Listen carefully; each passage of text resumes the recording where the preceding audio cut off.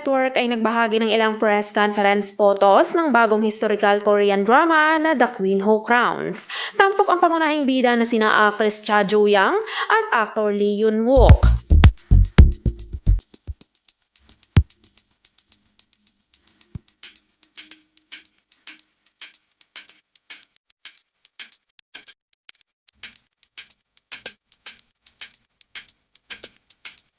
Ang The Queen Who Crowns ay isang historical melodrama na maglalahad ng kwento ng nagniningas na buhay ni Queen Won-gyong na kilala bilang Lady Min. Siya ay isang kingmaker na nangarap ng isang bagong mundo sa panahon ng Joseon Dynasty at tumulong sa kanyang asawang si Lee Bang-won na maging isang King Taejong kung saan makasama niya ang kapangyarihan ng trono.